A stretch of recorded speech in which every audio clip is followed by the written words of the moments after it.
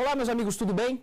Bem-vindos ao Saber Direito Responde. Hoje nós iremos trabalhar temas, melhor dizendo, perguntas relacionadas às aulas anteriores do Saber Direito, perguntas que apenas irão enriquecer as nossas aulas que ocorreram durante a semana. Nós temos hoje aqui presente o doutor Antônio, o doutor Pedro, o doutor José Vitor. Eu vou começar aqui incitando ao debate o doutor Antônio. Eu gostaria de saber qual a origem das personalidades jurídicas das organizações internacionais. O questionamento é muito pertinente relacionado aos sujeitos do direito internacional. As organizações internacionais, elas são sujeitos do direito internacional, têm personalidade jurídica e, por consequência, capacidade internacional, e a construção dessa personalidade jurídica se deu por meio da jurisprudência internacional. Mais especificamente ao caso Bernadotte. O caso Bernadotte foi uma consulta submetida à Corte Internacional de Justiça no final da década de 40, em que a Corte Internacional de Justiça da ONU foi incitada a responder a um questionamento básico.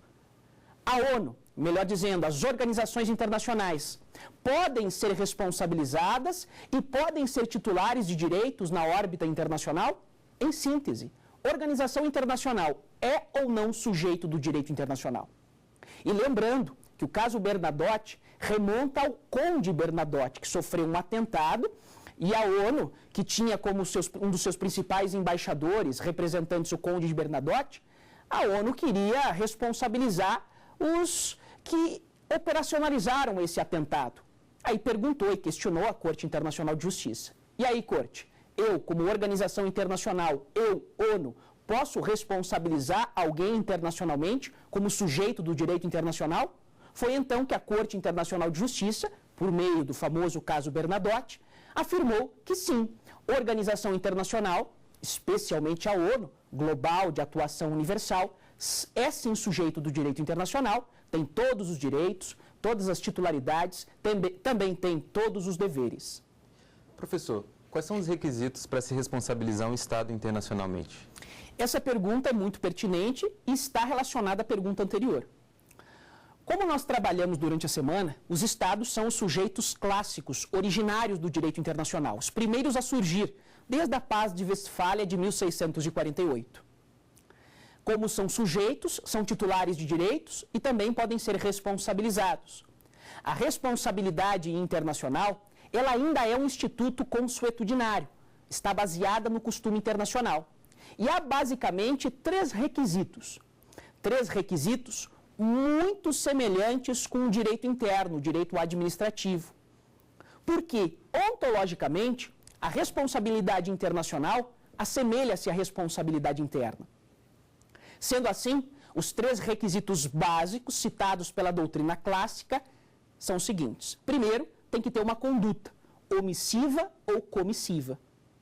Dessa conduta, tem que gerar um nexo de causalidade, que é aquele elemento virtual ou espiritual, que deverá gerar um dano ou uma lesão.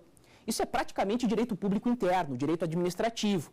Essa lógica aplica-se também ao direito internacional para a responsabilização dos Estados e das organizações internacionais. Uma conduta omissiva ou comissiva, um nexo de causalidade e um dano. Claro que esses requisitos estão sendo flexibilizados, especialmente com a objetivação da responsabilidade internacional. O direito internacional adota tanto a responsabilidade subjetiva, que se analisa a culpa, bem como a responsabilidade objetiva.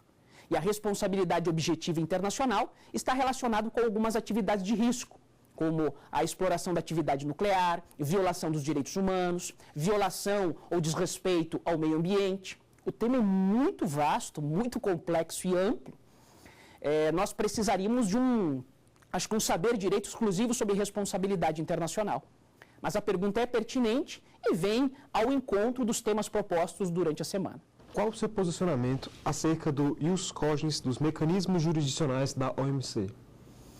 A OMC, a Organização Mundial do Comércio, ela sucedeu, melhor dizendo, o antigo GATT, General Agreement on Tariff and Trade, que foi criado no final da década de 40, em decorrência do sistema Bretton Woods.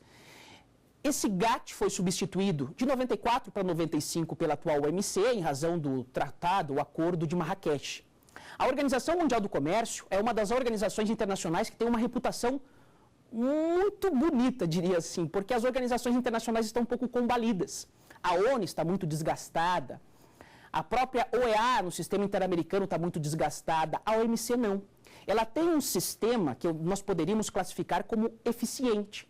Tem um órgão específico de apelação, um órgão específico de solução de controvérsias.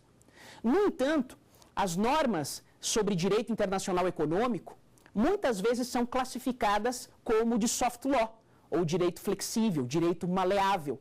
A OMC vem dando mais rigidez a essas normas de direito internacional econômico. O jus cogens, como nós falamos durante as aulas, é aquela nova fonte imperativa, inderrogável e hierarquicamente superior que tem expressa previsão nos artigos 53 e 64 da Convenção de Viena sobre Direito dos Tratados de 1969. Poderíamos afirmar que o direito de um indivíduo, na sua singularidade, peticionar perante organismos internacionais, em verdade, é o que dá efetividade à sua configuração jurídica de sujeito internacional?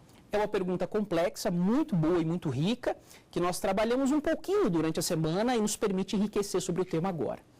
Os indivíduos, por incrível que pareça, tem alguns doutrinadores reconhecidos no Brasil que entendem que os indivíduos não são sujeitos do direito internacional. Eu vou citar um professor de renome, o professor Francisco Rezec. Ele entende que o indivíduo particular ainda não é sujeito do direito internacional, de forma expressa. Com a devida vênia, é um entendimento que não pode ser acatado.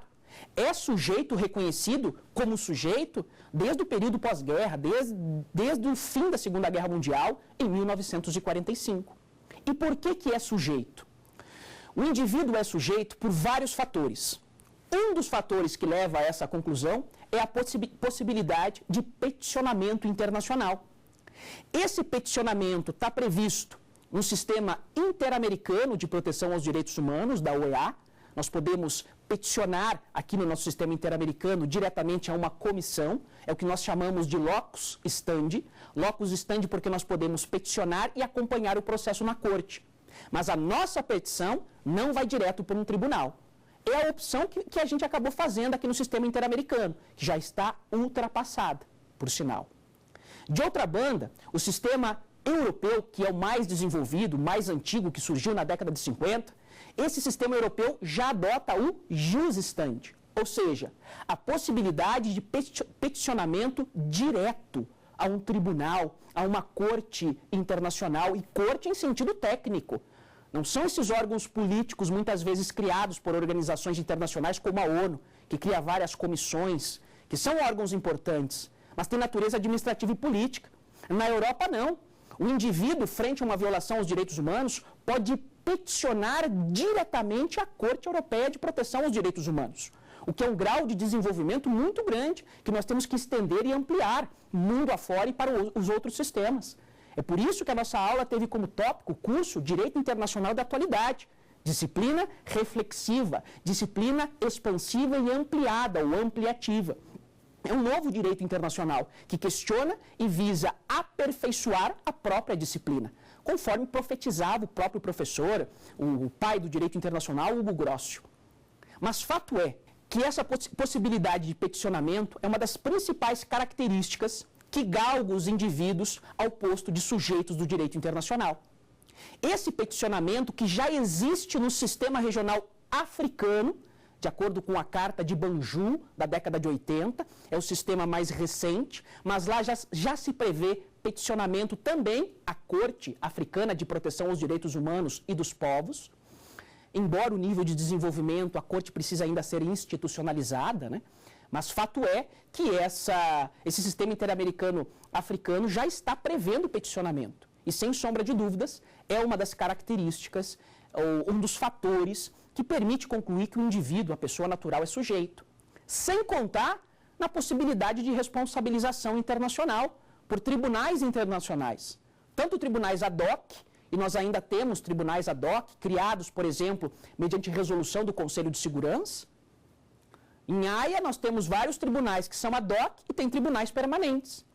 Um dos tribunais permanentes é o famoso Tribunal Penal Internacional, TPI, criado pelo Tratado de Roma, de 1998. essa característica ou possibilidade de responsabilização internacional por parte ou contra os indivíduos é mais um fator que permite concluir que a pessoa natural, sem sombra de dúvidas, é sujeito do direito internacional. Além do peticionamento, que seria um comportamento ativo perante o direito internacional, nós temos a responsabilização pelo TPI, Tribunal Penal Internacional, que é um comportamento passivo. Haja vista que o indivíduo sofre uma responsabilização ou sobre ele recai o direito internacional. Com esses questionamentos extremamente atuais, pertinentes e enriquecedores, nós encerramos esse primeiro bloco. Eu agradeço a atenção de vocês. Teremos mais um bloco respondendo a outros questionamentos. Muito obrigado pela atenção. Até daqui a pouco.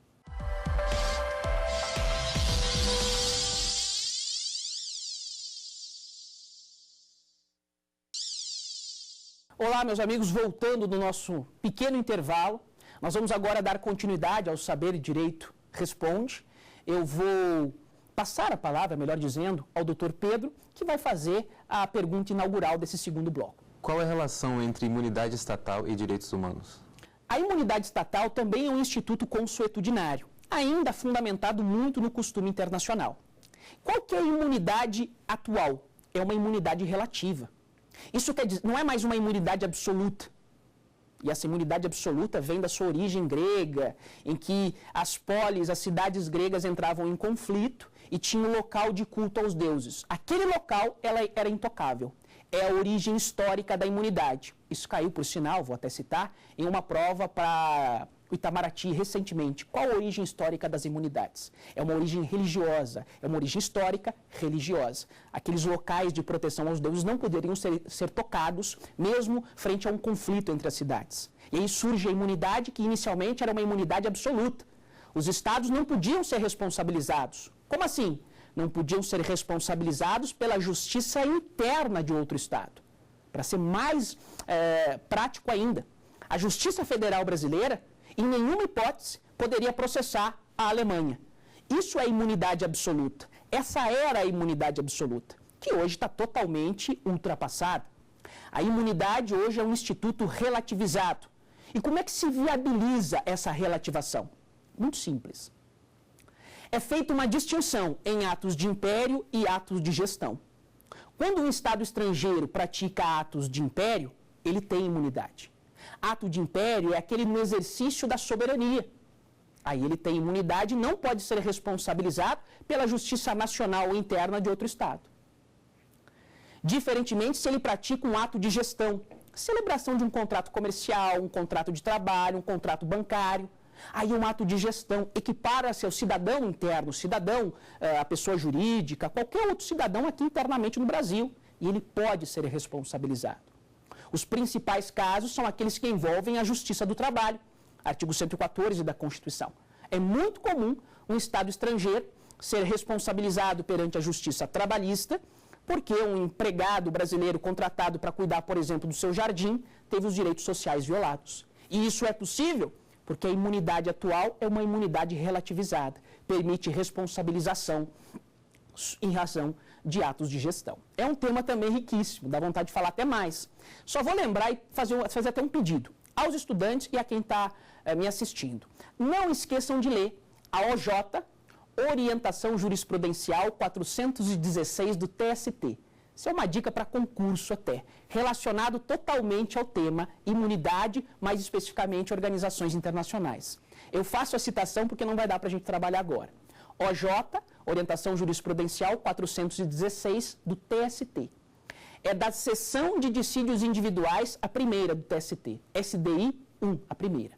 Professor, por que os membros permanentes do Conselho de Segurança da ONU não podem ser modificados? Nós temos aí uma origem histórica. Teoricamente, foram os vencedores, o eixo, foram os vencedores da Segunda Guerra Mundial. Esses 5 membros permanentes, na verdade são 15 no total, 5 permanentes e 10 rotativos que exercem um mandato de 2 anos. O Brasil já foi várias vezes um membro rotativo, um membro provisório, exercendo um mandato de 2 anos. Os 5 permanentes, eles são imodificáveis. China, Rússia, França, Estados Unidos, Grã-Bretanha. A grande diferença entre os 5 permanentes e os 10 não permanentes é que os 10 não permanentes têm direito de voto. Os 10 não permanentes, o Brasil, por exemplo, tem direito de votar no Conselho de Segurança. E os 5 permanentes também exercem direito de voto, mas eles têm também o poder de veto, classificado na Carta da ONU como voto negativo. E esse poder de veto acaba obstando todas as decisões, ou quase todas as decisões, quase não, não vou tutibiar nesse momento, todas as decisões do Conselho de Segurança. Certa vez o Conselho de Segurança queria punir Mianmar. Mianmar, que é um país que viola os direitos humanos com constância, mas tem uma relação muito forte com a China. A China apresentou um poder de veto, exerceu o seu poder de veto. Israel não é punida por causa de China e Estados Unidos. O poder de veto, ele afeta o equilíbrio entre os órgãos da União e até mesmo o equilíbrio mundial. Esse poder de veto, ele é desproporcional e muito criticado. Para concluir, temos aqui 2 motivos porque eles não são alterados ou retirados de lá esses 5 membros permanentes. Um motivo histórico, que envolveu os vencedores da Segunda Guerra Mundial, e um motivo político. Quem é que quer perder esse poder de veto? Isso faz com que esses países muitas vezes sejam classificados como as 5 maiores potências políticas do mundo, com esse poder de veto, e o Conselho de Segurança é o órgão da ONU com poder de decisão vinculativo. Isso transforma esses países, ou dá a esses países um poder de manobra absurdo. O Brasil várias vezes, e vem se candidatando a ser o 6º membro permanente, mas vai ser muito difícil. Na minha modesta opinião, temos outros candidatos que contribuem muito mais financeiramente para o orçamento da ONU, como a Alemanha e Japão, estão tentando há anos ser o 6º membro permanente do Conselho de Segurança. O Brasil contribui com menos de 1% do orçamento da ONU. Além de não ter esse peso financeiro, o peso político não se equipara à Alemanha e Japão. A Declaração Universal de 1948 tem força jurídica? Se tem, por quê? A Declaração Universal dos Direitos Humanos é uma resolução. Foi adotada pela Assembleia Geral das Nações Unidas como uma resolução e, formalmente, é uma resolução. Teoricamente, muitos doutrinadores ainda levantam esse argumento. Eles afirmam que a Declaração Universal é um código de ética. Ou seja, deve ser observado, mas não tem a força de tratado. Contudo, pessoal, a Declaração Universal dos Direitos Humanos, com perdão da redundância, é sobre direitos humanos. A doutrina e até mesmo a jurisprudência da Corte Internacional de Justiça reconhece, é uma resolução, não é um tratado em sentido técnico. Poderia até ser considerado um código de ética, mas não. Ela vincula, ela é obrigatória e ela tem força jurídica. Quais seriam os argumentos? Os principais eu vou falar. Primeiro, a Declaração Universal dos Direitos Humanos é uma fonte jus cogens, inderrogável, imperativa, sua violação gera nulidade, ou seja, está acima de todas as demais fontes, exatamente por proteger a pessoa humana, os direitos humanos. Segundo, a Declaração Universal seria uma decorrência da Carta da ONU. E a Carta da ONU é um tratado, o professor Cansado Trindade até afirma que a Carta da ONU é um tratado sui generis. É mais que um tratado, porque revolucionou o mundo e o direito internacional. E já que a declaração decorre da Carta da ONU e os países, a maioria dos países no mundo fazem parte da ONU, aceitou a Carta, faz parte da ONU, então vai ter que respeitar e acatar a Declaração Universal. E para concluir, a jurisprudência da Corte Internacional de Justiça várias vezes já se manifestou no sentido de que a Declaração Universal é também um costume internacional. Não quer aceitar como jus cogens, não quer aceitar como decorrência da Carta da ONU, vai mais um argumento para justificar a sua vinculação e a sua obrigatoriedade. Ela pode ser considerada um costume internacional, previsto, e esse costume está previsto como uma fonte clássica do direito internacional, secundária, por sinal, previsto expressamente no artigo 38 do Estatuto da Corte Internacional de Justiça de 1920. Você poderia falar sobre a decisão da Corte Internacional de Justiça de fevereiro de 2012? Eu acho muito triste falar dessa decisão porque ela foi muito ruim para o direito internacional dos direitos humanos. Essa decisão ela foi histórica. E ela foi também lastimável para o direito internacional e os direitos humanos. Nós poderíamos tratar também com várias aulas sobre isso, mas de forma muito sucinta. A Alemanha foi responsabilizada perante a Justiça Nacional Italiana em decorrência dos atos praticados durante a Segunda Guerra Mundial. O regime nazista de Adolf Hitler. Um cidadão italiano, o senhor Ferrini, recorreu na justiça italiana para ser indenizado em razão do nazismo durante a Segunda Guerra Mundial. Perdeu em primeira instância, perdeu em segunda, foi para a Corte de Cassação Italiana. E a Corte de Cassação Italiana, atendendo ao direito internacional da atualidade, disse: isso aqui é direitos humanos. Direitos humanos está acima de qualquer imunidade. Esse costume aí que separa em atos de império e atos de gestão não tem relevância nenhuma. Violou direitos humanos, está violado, tem que indenizar. E a justiça italiana mandou a Alemanha pagar indenizações ao senhor Ferrini e à justiça nacional interna. A Alemanha, por óbvio, não gostou, recorreu à Corte Internacional de Justiça. É o famoso caso sobre imunidade de jurisdição, que envolveu Alemanha e envolveu Itália. Tinha a Grécia como interveniente. Infelizmente, a Corte Internacional de Justiça, com a devida vênia, de forma covarde, julgou a favor da imunidade, julgou a favor do Estado alemão e disse que os atos praticados durante a Segunda Guerra foram praticados pelo exército alemão. São atos de império, exercício de soberania. Mas escravizaram as pessoas, destruíram, estupraram, mandaram para campos de concentração. A corte disse: não, é ato de império, exercício da soberania, aplica-se o costume internacional clássico. Não pode ser responsabilizado perante a justiça italiana. Lastimável é essa decisão de fevereiro de 2012. Graças a Deus, o voto vencido foi do grande jurista brasileiro, o professor Antônio Augusto Cansado Trindade, foi o voto vencido.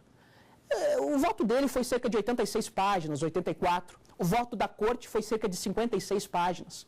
O professor Cansado Trindade deu uma aula sobre direito humanitário e direito internacional dos direitos humanos e decidiu totalmente favorável aos direitos humanos. É um precedente, voto vencido, mas precedente.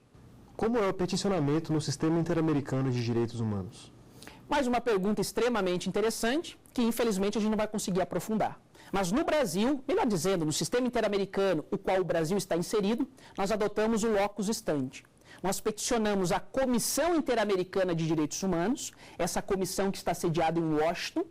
A Comissão Interamericana ela recebe a nossa petição, faz um juízo de admissibilidade. Se for admissível, vai ter um trâmite interno, aí vai para a Corte Interamericana de Direitos Humanos, situada em San José, na Costa Rica. Basicamente é esse o peticionamento. Comissão, juízo de admissibilidade, Corte Interamericana de Direitos Humanos, que pode prolatar uma sentença internacional definitiva e inapelável. É um sistema que vem sendo desenvolvido, muito importante, o Brasil já foi várias vezes condenado. Tudo bem? Meus amigos, eu queria agradecer, melhor dizendo, muito a participação de vocês. Foi uma grande honra. Eu estou, como sempre, à disposição. Agradecer a presença dos doutores aqui, que contribuíram e enriqueceram muito esse Saber Direito Responde. Obrigado por tudo, um forte abraço e até a próxima. Tem dúvidas sobre o assunto? Então mande um e-mail para a gente, saberdireitotudojunto@stf.jus.br. Você pode também estudar pela internet acessando o site www.tvjustiça.jus.br.